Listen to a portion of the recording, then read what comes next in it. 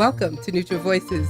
I'm Dr. V, and this is In Depth. And our subject tonight is reparations. Yeah, we back at it. Reparations, yeah. History and future of. We addressed Ben last night, and Ben was talking about the lineage. He hit on that and the race and the harm. And he mentioned a few other races that deserve reparations. But they got their reparations. The Asian Americans got it after World War II.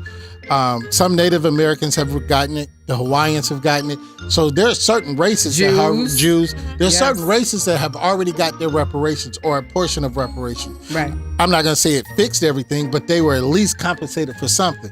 So if you just say because every black person in America has been harmed just because of their race in America, and they have been put behind. So that's where the reparations should look and be started. So there we go again with exclusion and inclusion.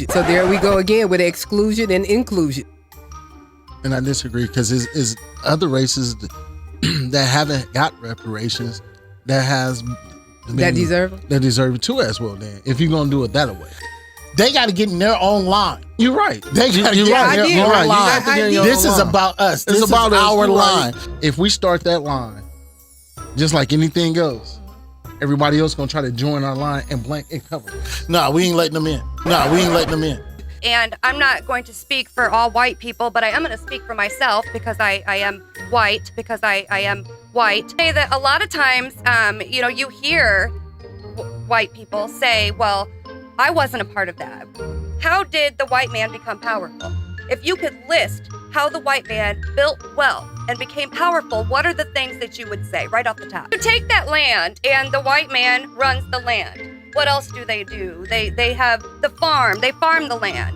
All the things over here, they buy homes, they buy property, they build generational wealth, which is why the white people are so powerful today. You're not paying simply for slavery. You are paying for the opportunities that were lost by black people. Come on. Because if you steal something, if I rob a bank today and I steal something, I have to pay what's called restitution. Yes. So this land was stolen. The opportunities were stolen. The right to education were stolen. So many of those things is what put Black America way behind the game. There is no other way to catch up. When I think of reparations, I think of so here's white America, here's Black America. So in order for us to be equal, which is what everybody says they want, including white people, you want equal rights for LGBTQ+, you want equal rights for absolutely everything. So black people actually are on that list when we're talking about equality.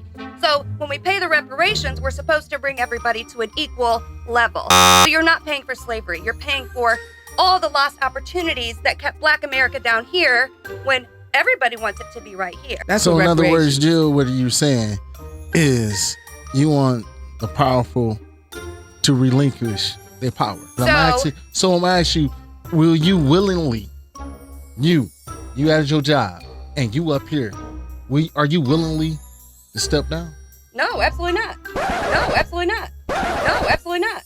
As you begin to understand how deep the human desire is for moral self-exculpation. Now, you say, and I didn't say this, you said this, I'm a beneficiary of illicit white privilege, okay?